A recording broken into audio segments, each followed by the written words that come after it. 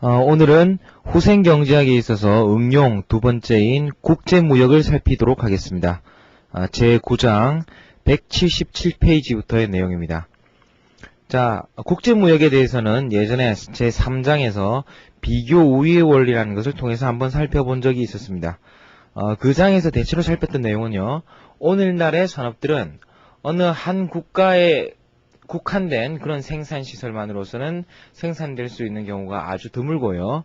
실제로 생산은 상당히 많은 국가들의 그런 생산자들의 협력이 이루어지고, 그런 생산 과정에서 모든 국가의 생산자 또는 무역에 참가한 사람들이 다들 이득을 본다는 내용입니다. 자, 그래서 그때 내용을 잠시 간단하게 정리를 해보면요, 무역에 참가하는 국가가 두 국가가 있다고 할 때, 두 국가가 차지하고 있는 그런 두 국가가 누리고 있는 소득의 합을 100이라고 해보겠습니다. 100이라고 했을 때 무역이 각 국가가 생산해서 우위를 가지고 있는 산업의 특화를 하게 함으로써 전체 소득의 합 또는 우리가 떡의 크기라고 이야기하는 그런 소득의 합을 150으로 크게 할 수 있다는 것은 누구든지 동의한다는 겁니다. 그렇지만 이런 상황에서 만약에 각국의 소득이 예를 들어서 50으로 주어져 있던 각국의 소득이 예를 들어서요 110, 40 이런 식으로 배분이 된다면 1국과 또는 A국과 B국으로 주어진 상황에서 B국은 어떻습니까? 무역에 동의하지 않을 거라는 거죠. 그래서 그 당시에 나왔던 이야기가 만약에 자유무역이 성립이 되었다면 그건 두 사람이 다 합의한 내용이기 때문에 이런 일은 있었을 리가 없다는 거예요. 그래서 아무리 잘못되더라도 90, 60 정도, 이래서 두 국가가 모두 이득을 봐야지만 무역이 성립될 수 있다. 그래서 실제로 무역이 성립됐다면 모든 국가가 다 이득을 본 것이다 라는 이야기를 살펴보셨습니다. 자, 하지만요, 무역이 성립됐다면 모든 국가가 이득을 보게 된다 하는 내용으로 이야기를 하긴 했지만, 실제로 50에서 90으로 40만큼의 소득이 커지고 B국에서는 50에서 60으로 10개만큼의 소득이 늘어나긴 했는데, 이렇게 늘어난 소득이 과연 소비자와 생산자 간에 어떤 식으로 배분될 것인지 하는 문제와요, 노동자와 자본가 간에 어떤 식으로 배분될지의 문제는 살피지 않았습니다. 그래서 이번 장에 제9장에서 살피게 될 내용은 이와 같이 자유무역이 성립된 경우 각국의 소득이 합이 커졌다고 할 때 소비자와 생산자, 특히 이 측면에서요, 소비자와 생산자라는 두 측면에 어떤 후생 측면에서의 영향을 미칠까를 주로 살피도록 하겠습니다. 자, 이러한 분석에 있어서 이제 또 중요한 역할로 작용하게 될 것이 지난 시간에 살펴봤던 사회적 후생의 개념. 그래서 사회적 순후생이란 소비자 잉여와 생산자 잉여의 합으로 이루어지고, 이러한 소비자 잉여와 생산자의 잉여의 합으로 구성되는 사회적 잉여는 시장 균형 가격에서 극대화된다. 그래서 이걸 통해 가지고 뭐라고 말씀드렸습니까? 일반적으로는 시장이 경제 활동을 조직하는 아주 효율적인 방법이다라고 이야기했던 바 있습니다. 자, 그래서 178페이지 그림 9-1을 봐주시면요, 그림 9-1에서는 이소랜드라는 이런 하나의 가상의 국가를 생각하고 균형 거래량과 균형 가격이 성립되었을 때 소비자 잉여와 생산자 잉여의 합이 극대화된다 하는 그래프를 나타내고 있습니다. 자, 이런 경우에 이제 새로운 대통령이 들어왔다 하고 지금 폐쇄 경제, 국내 무역이 없는 상황에서의 균형을 살피고 있었는데, 만약에 이 철강 산업에 있어서의 수입이나 수출을 자유화한다면 이제 어떤 효과들이 생길 것인가? 무역에 관련된 몇 가지 이슈들을 이야기하고 있습니다. 그래서 무역에 대한 이슈들을 179페이지 상단에 보면 정리해 놓은 것이 있습니다. 그것을 차례로 한번 살펴보면요, 첫 번째 이슈는 무역이 자유화되었을 때 가격과 거래량이 어떻게 변할 것인가 하는 것입니다. 그래서 정부가 만약 철광의 수입과 수출을 자유화한다면 국내 철강 가격과 국내 거래량은 어떻게 변하겠는가 하는 이러한 내용이고요. 두 번째 내용은 실제로 이렇게 자유화 조치를 통해 가지고 가격이나 거래량이 변했을 때 그러한 무역의 자유화로 인해서 발생하게 된 이득이 누구에게 가냐고 하는 겁니다. 그래서 무역 자유화 조치로 누가 이득을 볼 것이며 또 누가 손실을 볼 것이냐 하는 것입니다. 그리고 과연 국가적으로 이득이 손실보다 크다고 할 수 있겠는가? 이번에 대해서는 미리 우리가 답을 내린 적이 있습니다.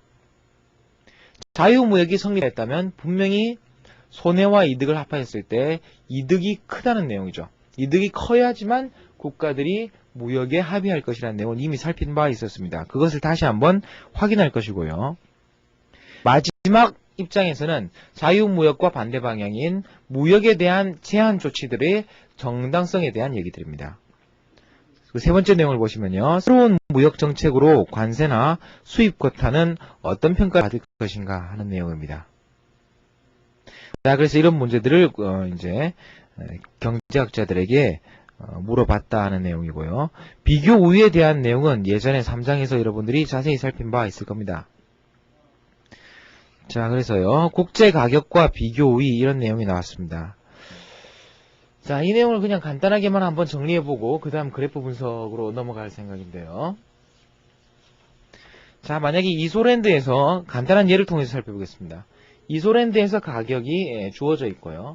이소랜드에서 가격이 예를 들어서 100으로 주어져 있다고 하겠습니다. 이런 경우에 이소랜드에서 균형 가격이 100으로 주어 있는 상황에서 세계 가격이요. 국제 가격 또는 세계 가격이 만약에 120으로 주어졌다고 생각하겠습니다. 자, 세계 가격 또는 국제 가격이 120으로 주어졌다는 내용은 D국이 폐쇄 경제를 하는 경우가 아닌 경우 또는 D국이 무역에 적극적으로 임하게 되는 경우에는 120의 가격을 그대로 받아들여야 되고 120의 가격이 아닌 다른 가격으로는 더 이상 거래를 할 수 없어진다는 것을 의미합니다. 이와 같이 무역 자유화가 이루어지는 경우 실제로 공급자들과 수요자들은 어떤 조정을 할 건지 한번 생각을 해보세요. 공급자들과 수요자들은 어떤 조정을 하게 되냐면 공급자들은 예전에 자신들이 공급하고 있던 가격보다 더 높은 가격을 직면하게 됩니다. 그렇기 때문에 가격은 어떻습니까? 공급은 어떻습니까? 증가하게 될 것이고요. 수요는 어떻겠습니까? 수요는 수요자들이 국내에서 직면하던 가격보다 더 높은 가격을 직면하게 됐습니다. 그렇기 때문에 수요는 감소할 것이죠. 그렇다면 국내 가격이 수요와 공급이 일치하는 이런 상황이었던 것을 다시 한번 상기해 본다면 이와 같은 균형 상태에서 공급이 증가하고 수요가 감소했다는 것은 이 국가가 이 재화에 있어서 어떤 국가가 될 것이라는 것을 의미합니까? 공급이 늘고 수요가 줄었기 때문에 이제는 이 국가가 이 재화에 있어서 수출국이 될 것임을 의미합니다. 다른 말로 하면 이 재화를 수출한다는 것은 이 국가는 이 재화에 있어서 생산의 비교 우위를 가진다고 보셔도 좋습니다. 다시 한번 여러분들이 확인할 수 있는 거는요. 국제 가격이 120인데 비해 가지고 이 국가에서는 100이라는 원가만으로도 생산할 수 있기 때문에 얼마든지 여러분이 이 재화의 생산에 이 국가가 우위를 가지고 있다는 것을 확인할 수가 있다는 거죠. 자, 만약에 이 120과 100이 거꾸로 되어 있었다면 어떻겠습니까? 공급은 줄어들고 수요는 늘어남으로써 이 국가는 이 재화에 있어서 비교 우위가 없고 아마도 이 재화를 수입하는 국가가 됐을 것입니다. 자, 이까지 내용이고요. 그 다음에 이제 181페이지에 그림 9-2, 그 다음에 182페이지에 그림 9-3에서는 한 국가가 이제 교역이 시작된 이후에 수출국으로 자리한 경우 후생평가를 하고 있습니다. 자, 그래서 먼저 여러분들은 181페이지에 그림 9-2를 한번 봐주십시오.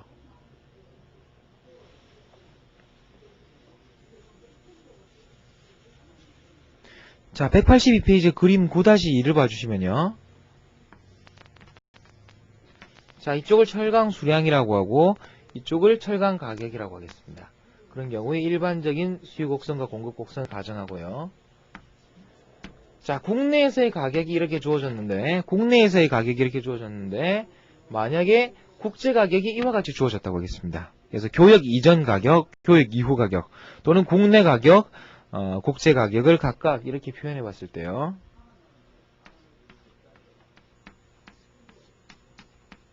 이 국가는 어떻습니까? 교역 이전이라면 이 가격에 이만큼을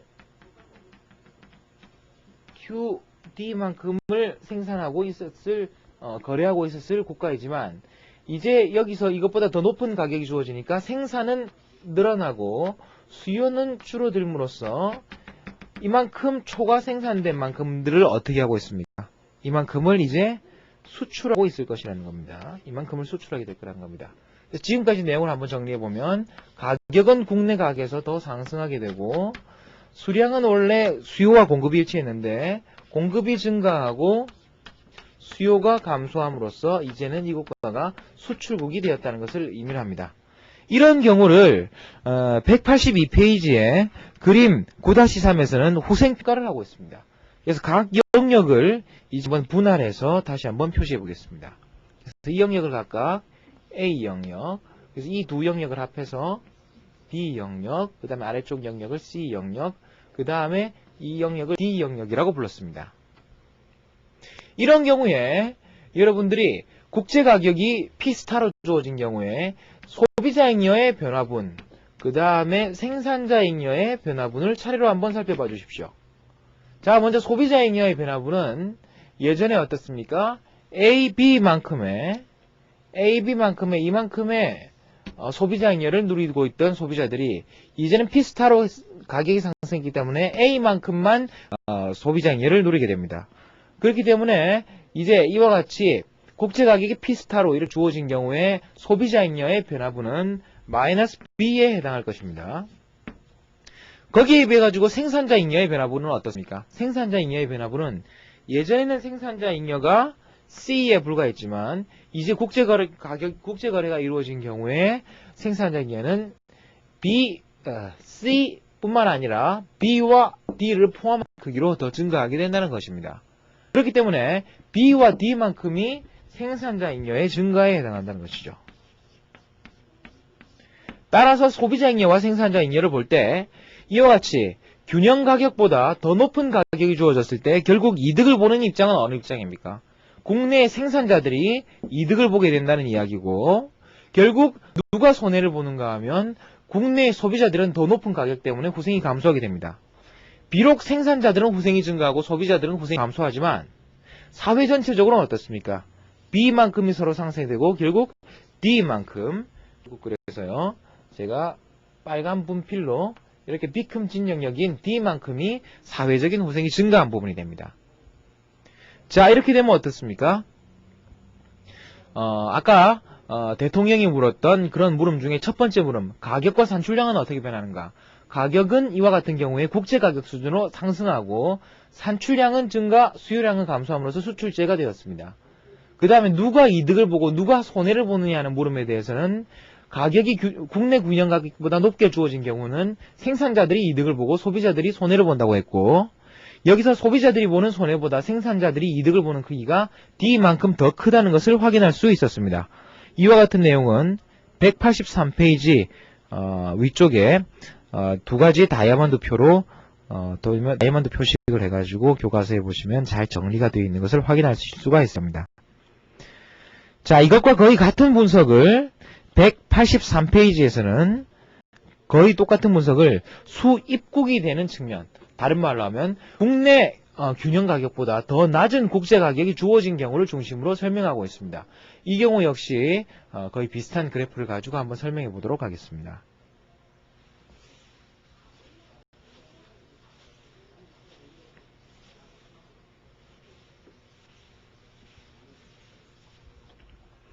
자, 여러분들은 183페이지의 그래프 9-4를 봐주십시오. 자, 이쪽을 철강 수량, 철강 가격이라고 가정하는 것은 똑같습니다. 자, 일반적인 수요와 일반적인 공급 곡선을 그리고 이와 같은 경우에 만약에 국내에서 균형 가격을 구한다면 적절한 가격과 적절한 산출량, 균형 거래량은 이와 같이 주어져 있을 겁니다. 이런 상황에서 이 국가의 국내 가격보다 더 낮은 국제 가격이 주어졌다고 생각해 보겠습니다. 더 낮은 국제 가격이 주어졌다고 생각한다면 이런 과정에서 예전보다 낮은 가격이 주어졌기 때문에 수요는 증가합니다. 수요는 증가하고 더 낮은 가격이 주어졌기 때문에 생산은 감소합니다. 지금까지 내용을 한번 정리해 보면 국내 가격에서 국제 가격을 받아들여야 하는 상황이 왔기 때문에 가격은 국제 가격 수준으로 하락합니다. 거기에 비해 가지고 산출량 또는 거래량은 예전에 QD로 수요와 공급이 일치한 상황에서 이제 공급은 감소하고 수요는 증가하게 됨으로써 이 국가는 어떻습니까? 이만큼 쓰려고 하는데 이만큼밖에 생산되지 않았기 때문에 이만큼의 차이가 나는 부분을 수입하는 국가가 되었습니다. 자, 그래서 수입하는 국가의 입장이고요. 이러한 국가에 있어서 후생의 평가도 역시 소비자 잉여와 생산자 잉여의 변화로서 측정해 보기로 하고요. 이러한 내용은 그림 9-5에 자세히 나와 있습니다. 아까와 비슷하게 이 영역을 각각요. A 영역, B 영역, 그 다음에 C 영역, D 영역으로 한번 표시해 보도록 하겠습니다. 이렇게 된다면 먼저 예전보다 낮은 가격을 가지게 됨으로써 변화하게 된 소비자 잉여의 크기는 얼마에 해당하겠습니까? 소비자 잉여는 원래 A만큼의 소비자 잉여를 누리고 있던 소비자들이 이젠 새로운 소비자 잉여로서 A, B, D만큼을 합한 만큼의 소비자 잉여를 누리게 됐습니다. 그렇기 때문에 소비자 잉여의 증가분은 B 플러스 D 부분이라고 볼 수 있으시고요. 여기에 비해서 생산자 잉여는 어떻습니까? 생산자 잉여는 예전에 B와 C를 합한 크기가 생산자 잉여였는데 이제는 C만이 생산자 잉여가 된 셈입니다. 따라서 생산자 잉여의 변화분은 마이너스 B로 측정할 수 있을 겁니다. 자, 그렇다면 결론부터 내고 보죠. 사회적인 순후생 변화분은 플러스 D에 해당합니다. 이까지 내용은요, 몇 가지 정리를 할 수 있는데 184페이지 아래쪽에 내용이 정리가 되어 있을 겁니다.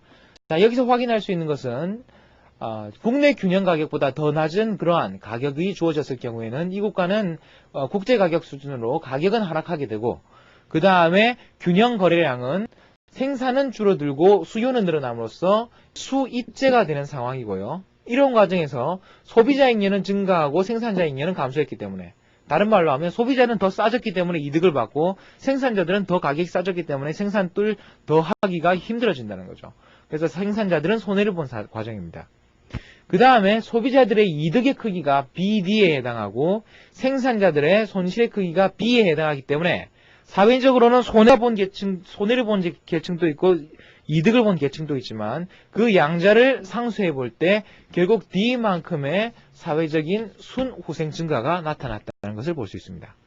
결국 이와 같은 내용을 통해서 확인할 수 있는 것은요. 이 국가가 수출국이 되든 수입국이 되든 자발적으로 무역에 참가했을 때는 분명히 사회후생의 증가가 나타나고요. 이러한 사회후생의 증가가 때로는 사회 계층에 따라서 생산자, 소비자에 따라서 상반된 그러한 이득의 차이를 가져올 수 있다는 내용을 여기서 확인하실 수가 있을 겁니다. 자, 이와 같은 내용들을 통해서 여러분들은요, 이전 장에서 살펴봤던 사회후생에 대한 그러한 후생경제학적 접근들이 얼마나 유용하게 사용될 수 있는지를 확인하실 수 있었을 겁니다. 이와 비슷한 또 하나의 예로서요. 185페이지에서는 관세 부과의 효과를 의미하고 있습니다. 여러분들은 관세를 이렇게 생각하십시오. 관문을 지나갈 때 납부하는 세금이라고 생각하셔서 국가 간의 거래에 부과되는 세금인데 보통 그냥 테리프하고 부를 때는 이제 185페이지 우측에 정리되어 있듯이요. 185페이지 우측에 정리되어 있듯이 외국에서 생산되어서 국내에서 소비되는, 다른 말로 하면 수입되는 물건에 부과되는 세금이라고 생각하시면 되겠습니다. 수입되는 물건에 부과되는 세금이라고 생각하시면 되겠고요. 자, 이러한 수입 관세에 대한 그런 경제적 효과가 그림 9-6에 자세히 설명되어 있습니다. 이 9-6의 그래프는 국제경제학에서 상당히 유명한 그래프 중에 하나이기 때문에 여러분들이 잘 봐주시기 바랍니다. 지금부터 설명드리도록 하겠습니다.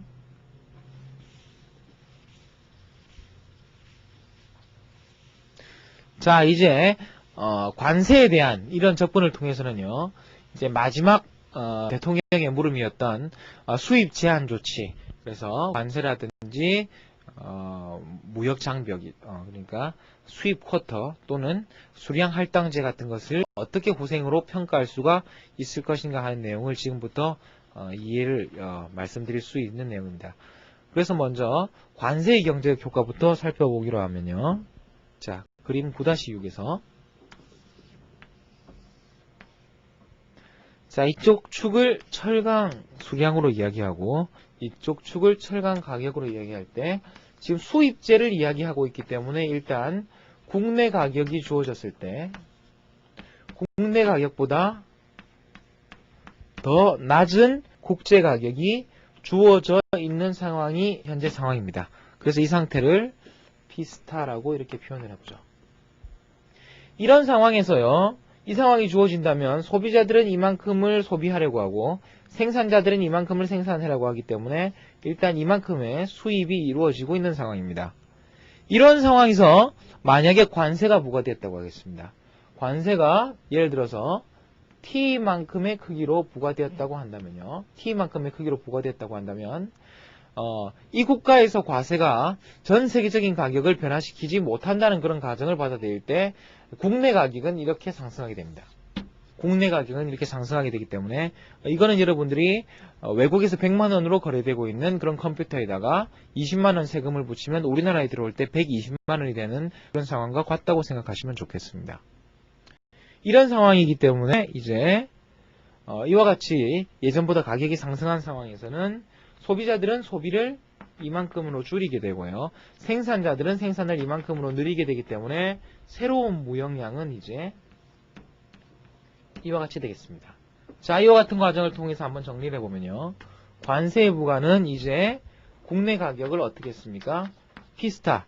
그래서 예전의 가격을 받아들여야 되는 P스타의 상태에서 P스타 플러스 T로 상승을 시켰습니다. 그 다음에 수량은 어떻게 했습니까? 예전에 비해 가지고 공급과 수요가 있을 때 공급은 증가시키고 수요는 감소시킴으로써 수입 국가였던 이런 국가가 수입량을 감소시키게 됐습니다. 자, 수량과 가격 측면에서의 분석을 이렇게 끝내고요. 이제 후생 측면의 분석을 해보겠습니다. 소비자잉여와 생산자잉여의 변화를 먼저 살펴봐야 될 것인데 이 경우에도 예전에 살펴봤던 것과 마찬가지로 이 영역들을 분할해서요. 이 영역을 A, 이 영역을 A, 이 영역을 B, 그 다음에 각각 C, D, E, F, 그 다음에 G라고 한번 표현해 보겠습니다.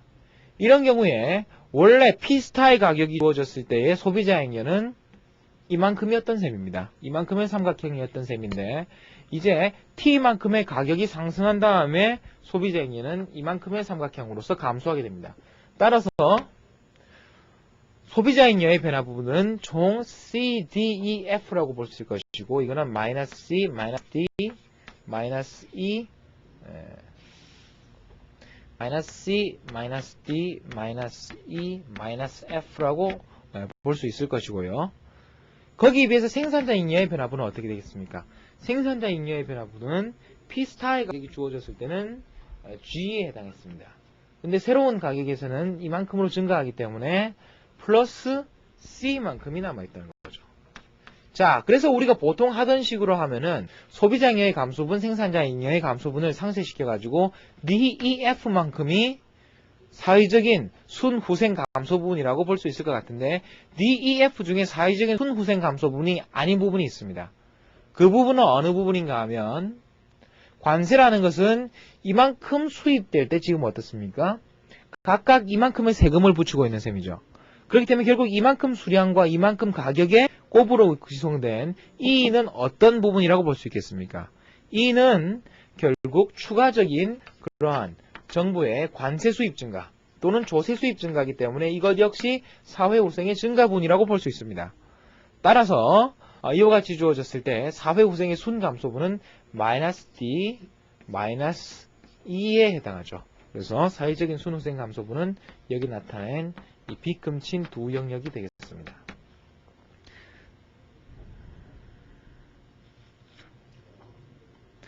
자, 이까지 분석이고요. 그 다음 187페이지에서는 수입 쿼터를 이야기하고 있습니다.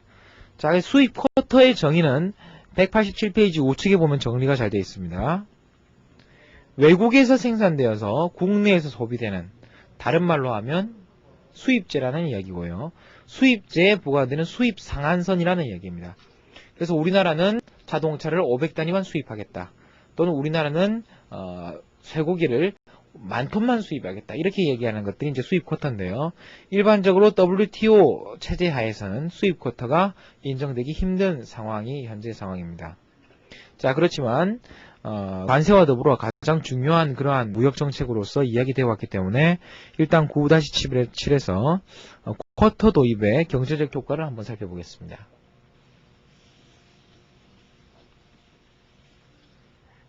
쿼터 도입의 경제적 효과에서 여러분들이 이제 주의하실 내용은요. 쿼터 도입의 경제적 효과에서 주의하실 것은 결국 쿼터 도입의 경제적 효과나 관세 부과의 경제적 효과나 거의 똑같다는 내용입니다. 거의 똑같다는 내용을 도출하게 될 건데 한번 확인해 보도록 하겠습니다.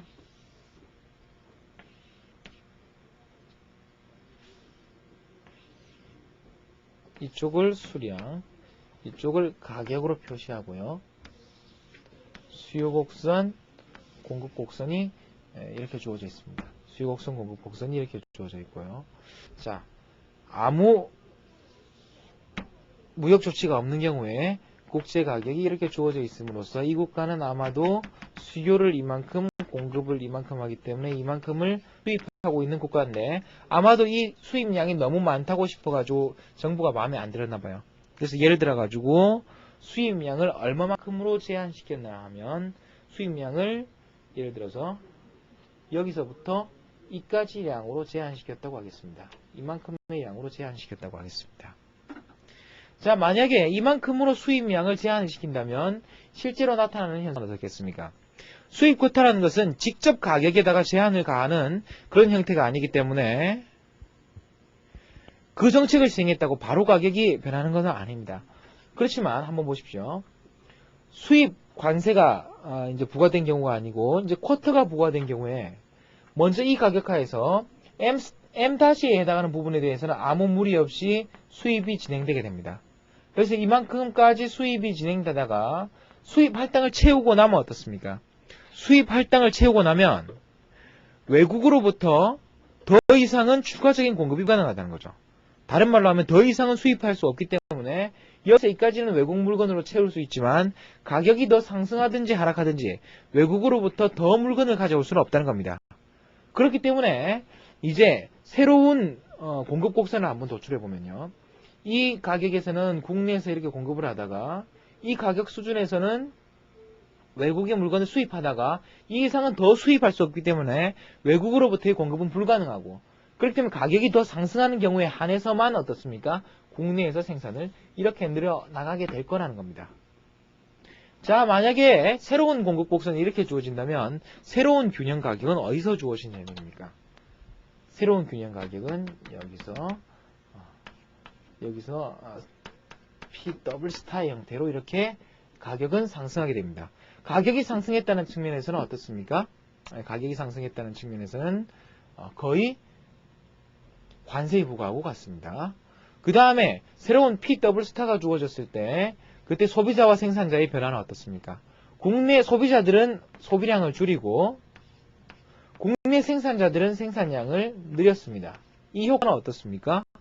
관세 부과 경우와 거의 동일하고 무역량이 줄어들었다는 것까지 같습니다. 그 다음에 소비자잉여 생산자잉여 관세 수입의 문제인데요. 교과서의 표시에 따르면 이렇습니다. 이 영역이 A, B, 그 다음에 가격력을 C, D, 그 다음에 E를 두 개로 나눠놨죠.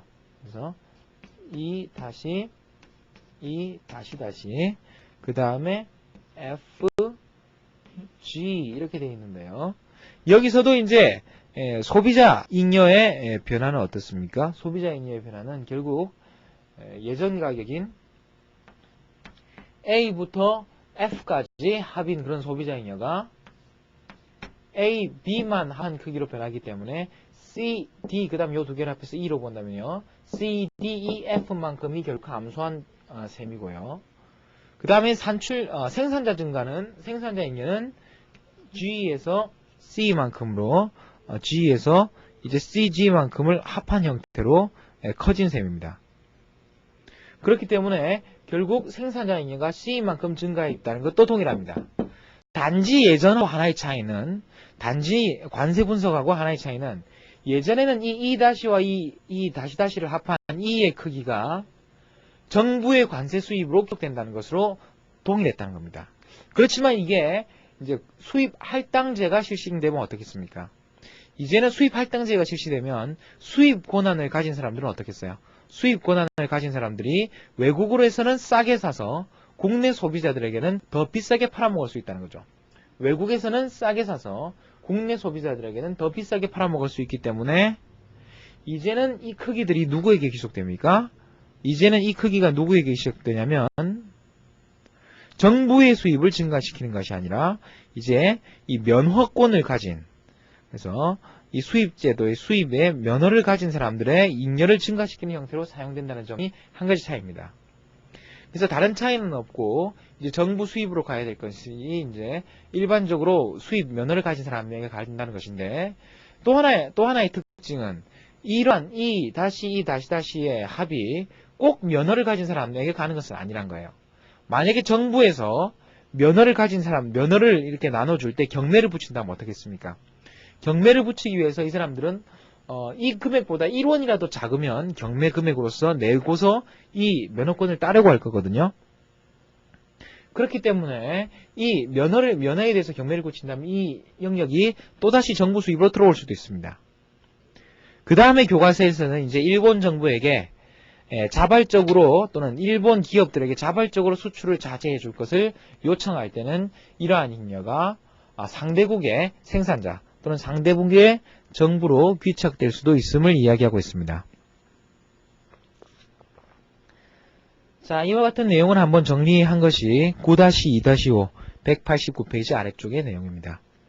자, 대통령 기하에서 이렇게 이야기하고 있습니다.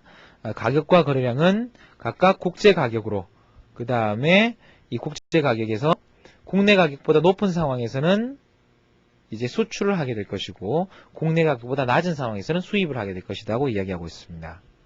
두 번째 물음에 대해서는 가격 상승은 생산자들의 이득, 그 다음에 가격 하락은 소비자들의 이득을 가져오는데 이러한 이득은 손해를 보는 계층의 손해를 상쇄시키기도 남음이 있다고 이야기할 수 있습니다. 그 다음에 세 번째, 관세나 수입 쿼터는 분명히 경제적 순손실을 초래하므로 사용하지 않는 것이 바람직하다고 답을 주고 있습니다. 이 세 가지 결론을 여러분 또 유의해 주시기 바랍니다.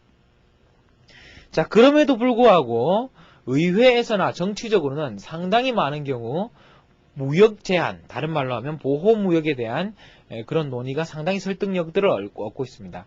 이런 근거들을 191페이지에 정리를 해놨는데요. 한번 살펴보겠습니다. 맨 먼저 나온 것이 일자리 상실에 대한 우려입니다. 예를 들어서 섬유 산업이 수입제가 된다면 섬유 생산은 이제 수입됨으로써 상당히 사양으로 접어들 것이고요. 섬유 생산으로부터 섬유 생산이 줄어들게 된다면 섬유 생산에 종사하고 있던 노동자들은 일자리들을 잃게 된다는 거죠. 자, 이런 주장이 첫 번째 주장인데 이에 대해서는 이제 비판이 만만치 않습니다. 비록 섬유 부분에서는 생산이 준다고 하더라도 미국이 비교 우위를 가진 정보통신 분야라든지 자동차 분야에서는 오히려 그것보다 더 큰 고용이 증가할 수가 있다는 겁니다. 일반적으로 더 큰 고용 증가가 나타나기 때문에 일자리 상실에 대한 우려는 옳은 비판이 아니라는 것이 첫 번째 그런 측면이었고요. 두 번째 이제 국가 안보에 대한 우려라는 것인데 뭐 철강이라든지 아니면 군수 사업 같은 것이 국가 안보와 밀접한 관련이 있다 하는 것은 어느 정도 타당성을 갖고 있으나 대부분 과장된 경우가 많다 하는 것이고요.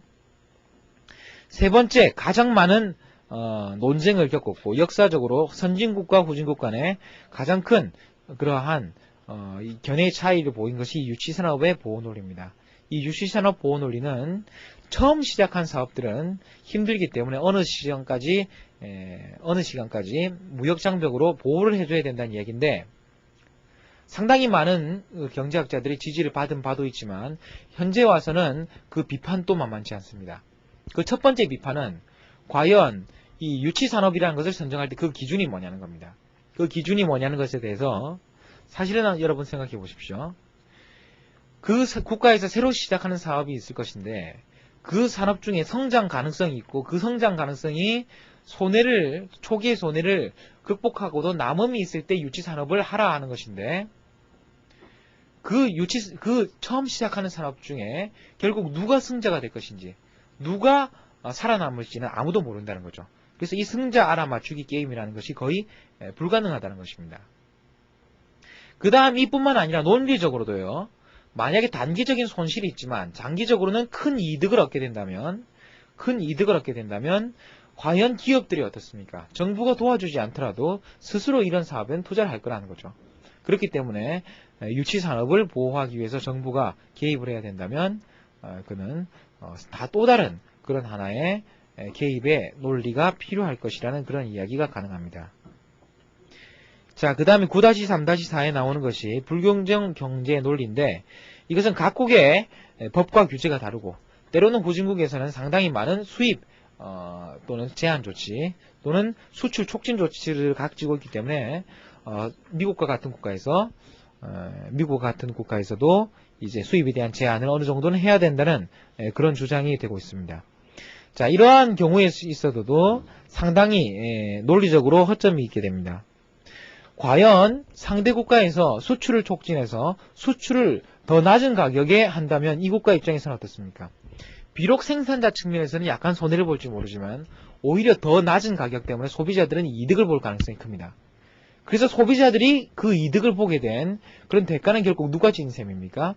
외국인 납사자들이 세금을 낸 것으로 더 낮은 가격에 물건들을 수입하게 된 것이기 때문에 자국이 손해를 보기보다는 오히려 외국의 납세자들이 손해를 볼 가능성이 크다는 거죠. 그렇기 때문에 이와 같은 경우도 후생경제학 측면에서는 적당한 그런 비판이 되지 못합니다. 자, 마지막으로 이제 협상수단으로서 보호무역. 그래서 가끔가다 보호무역을 한 번씩 내세우면 협상 테이블에서 어느 정도 하나의 보복의 위협이 있다는 것을 가지고 효과를 가질 수 있다 하는 정도의 내용을 이야기하고 있습니다. 자, 이래서 어느 정도 무역 제한 조치에 대해서 어느 정도 타당성을 가지는 내용들을 살펴봤지만 어느 것들도 사실은 앞에서 살펴본 무역의 이익을 상쇄할 만큼 그렇게 큰 하나의 반대 논거를 제시하지는 못합니다. 그래서 마지막으로 결론에서 경제학자들과 일반인들이 그런 견해차.